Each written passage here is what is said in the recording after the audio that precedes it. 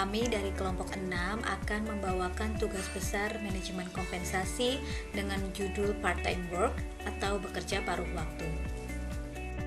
Pertama-tama perkenalkan, saya Livani Yanuari dari kelas manajemen malam A dan dari kampus Tanjung Duren.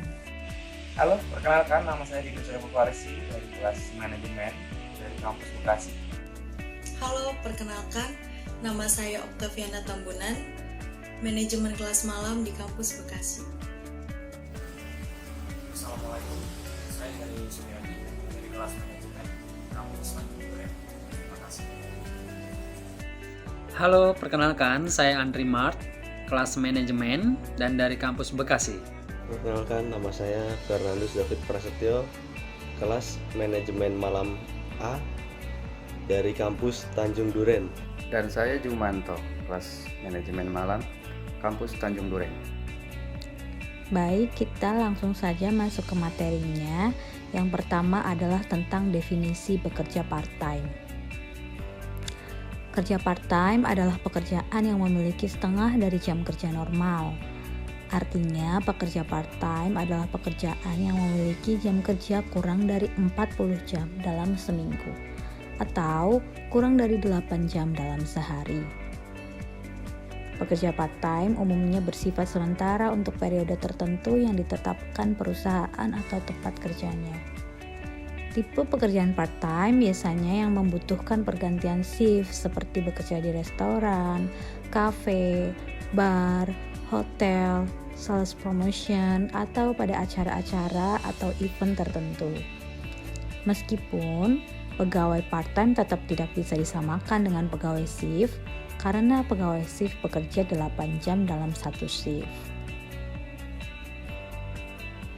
Kerja part-time merupakan pekerjaan yang memiliki waktu fleksibel, karena rata-rata pekerjaan full-time akan menghabiskan sekitar 40 jam per minggu di kantor. Sedangkan pekerja part-time memiliki waktu sekitar 3 hingga 5 jam per harinya, tergantung jenis pekerjaannya.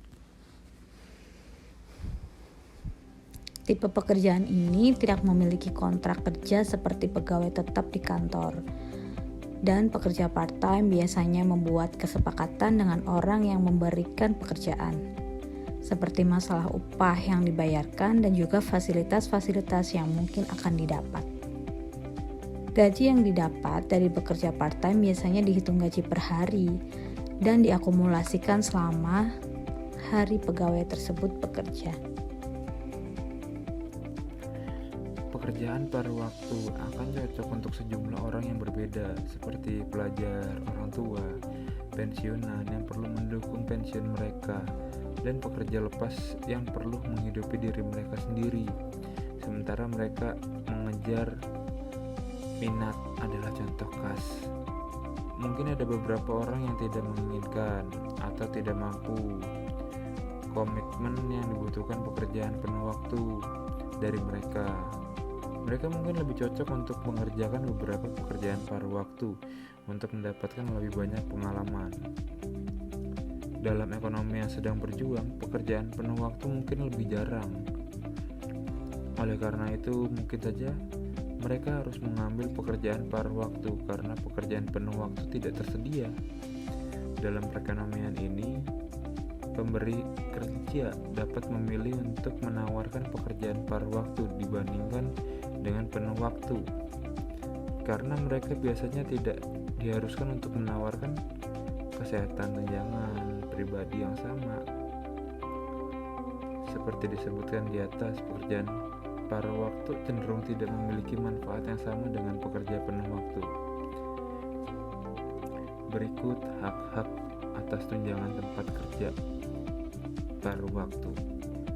Yang pertama adalah tarif gaji yang sama termasuk gaji sakit dan cuti. Yang kedua, kesempatan dan manfaat pensiun yang sama dengan karyawan penuh waktu. Yang ketiga, hak libur yang sama dengan karyawan penuh waktu. Pelatihan dan peluang karir yang sama dengan pekerja penuh waktu. Pertimbangan yang sama untuk promosi atau transfer. Kesempatan istirahat karir yang sama dengan pekerja penuh waktu. Bagaimana manfaat lain berlaku akan bervariasi. Misalnya karyawan paruh waktu mungkin tidak berhak atas upah lembur sampai mereka harus bekerja lebih lama dibandingkan pekerja penuh waktu. Dalam kasus lain, perusahaan harus membuat pembenaran objektif tentang mengapa tunjangan tidak berlaku. Seperti yang sudah dijelaskan beberapa rekan kami sebelumnya, namun di sini saya ingin menjelaskan metode perekrutannya. Metode perekrutan pekerja part-time. Ya. Kenapa ada metode perekrutan pekerja part-time? Ya, dimaksudkan atau ditujukan untuk beberapa perusahaan yang mungkin memang saving cost, di mana diantaranya mereka memiliki karyawan tetap, namun ingin juga hanya ada tim perbantuan melalui pekerja part-time atau paruh waktu yang dibayar per hari sesuai dengan berapa hari mereka masuk atau bekerja. Ya. Lalu di sini ada beberapa metode perekrutannya. Yang pertama, kita memilih pekerjaan mana yang akan dijadikan part-time. Bagian mana saja yang akan kita jadikan sebagai pekerjaan ini memiliki ada tambahan dengan orang-orang atau karyawan part-time. Ya, bisa juga seperti yang sebelumnya saya pernah lakukan, bekerja di hotel. Saya part-time di hotel untuk menambah penghasilan, namun saya juga memiliki pekerjaan tetap. Ya. Lalu di sini ada beberapa metode lainnya, yaitu dengan memperjelas job description perusahaan. Ya, karena dengan job desk yang sesuai dan juga dibutuhkan akan memiliki kualifikasi tersendiri atau memiliki daya tarik sendiri untuk para pekerja atau pencari part-time. Ya, dengan kita juga bisa memilih job posting yang tepat, bagian mana yang ingin kita jadikan sebagai pekerjaan part-time. Seperti itu. Lalu juga di sini masih ada beberapa hal yang menjadi beban mungkin bagi para pekerja part-time. Ya, karena untuk secara salary seperti yang saya sudah sebutkan, dibayar hanya sesuai dengan pada saat mereka bekerja, hitungannya harian. Seperti itu, maka dari itu mereka tidak memiliki gaji tetap. Gajinya fluktuatif menyesuaikan dengan jumlah hari yang mereka kerjakan. Seperti itu. Berikut beberapa cara atau tips mengelola pekerja part-time, yaitu 1. Optimalkan penjadwalan. Mengoptimalkan penjadwalan bagi pekerja part-time adalah salah satu cara terbaik untuk memastikan bahwa perusahaan mendapatkan nilai maksimal dari tenaga kerja. Menetapkan jadwal yang tepat untuk juga memungkinkan pekerja part-time menikmati work-life balance mereka. 2. Perjelas harapan perusahaan. Merupakan tanggung jawab HRD perusahaan untuk memberikan panduan dan harapan yang jelas tentang apa yang diinginkan dari pekerja part-time. Jika perusahaan tidak menggambarkan dan mengklarifikasi bagaimana anggota tim berkontribusi pada bisnis perusahaan, maka jangan heran jika produktivitas pekerja part-time kurang dari yang seharusnya. 3. Memberikan pelatihan dan research. Pastikan bahwa pekerja part-time diberikan pelatihan dan sumber daya atau research yang sama dengan staf full-time. Perusahaan tidak dapat mengharapkan pekerja part-time untuk memberikan tingkat layanan atau kinerja yang sama tanpa sumber daya yang sama dengan yang dimiliki staf full-time. 4. Sering berkomunikasi. Pastikan pekerja part-time merasa cukup nyaman untuk memberitahu apa yang berhasil dan apa yang tidak kepada perusahaan. Akan lebih sulit untuk berhubungan dengan pekerja part-time yang mungkin tidak selalu berada di tempat kerja selama jam kerja biasa. Gunakan teknologi kerja jarak jauh seperti obrolan video atau email untuk menjaga jalur komunikasi tetap terbuka. 5. Jadikan pertemuan inklusif. Jika perusahaan perlu memberitahu tim tentang acara terbaru dalam bisnis atau perubahan besar yang sedang berlangsung, pastikan untuk menyertakan pekerja part-time juga di dalam rapat.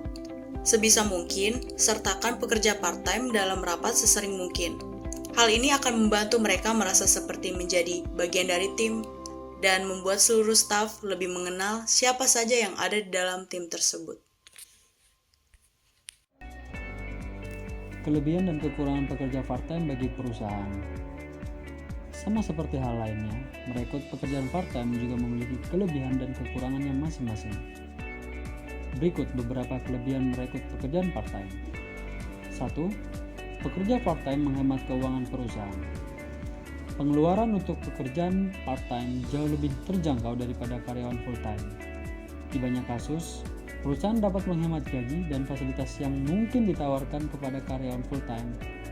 Jika departemen tertentu membutuhkan bantuan sesekali, maka lebih baik mempekerjakan karyawan part-time daripada mempekerjakan seseorang secara full-time, agar perusahaan tidak membuat kos yang besar.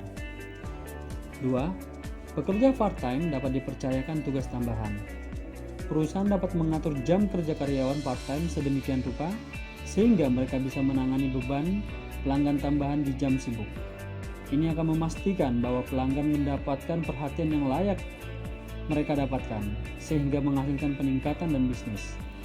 Karyawan part-time juga dapat menggantikan karyawan full-time yang sedang cuti, tidak sehat, atau mengalami kecelakaan. 3. Sebagai tenaga kerja tambahan bagi yang merencanakan ekspansi. Mempekerjakan karyawan part-time juga merupakan pilihan terbaik saat perusahaan merencanakan ekspansi. Pekerja part-time dapat memiliki keterampilan khusus. Perusahaan mungkin perlu mempekerjakan karyawan part-time untuk mendapatkan keterampilan khusus yang tidak dimiliki karyawan lain.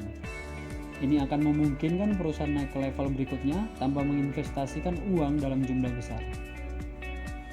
Selanjutnya, cocok untuk diuji coba bisnis. Selain itu, saat perusahaan melakukan uji coba jam operasional baru atau proses penjualan baru, mempekerjakan pekerja part-time mungkin merupakan cara yang bagus untuk menguji proses ini sambil mencari karyawan full-time yang dibutuhkan untuk memastikan bisnis berjalan lancar. Keuntungan dan kelebihan kerja part-time bagi karyawan. Berikut beberapa keuntungan menjadi pekerja paruh waktu, diantaranya 1. Mendapatkan upah. Pada dasarnya, seseorang bekerja pasti untuk mendapatkan uang atau upah. Upah yang diterima pada pekerja paruh waktu biasanya diberikan setelah menyelesaikan pekerjaan atau dibayar bulanan dengan nominal sejumlah akumulasi dari pekerjaan yang dikerjakan. Kedua, mempelajari hal yang baru. Dalam beberapa hal, seseorang bekerja di bidang yang tidak dikuasai, tapi setelah beberapa kali mencoba, akhirnya bisa mengerjakan dengan baik.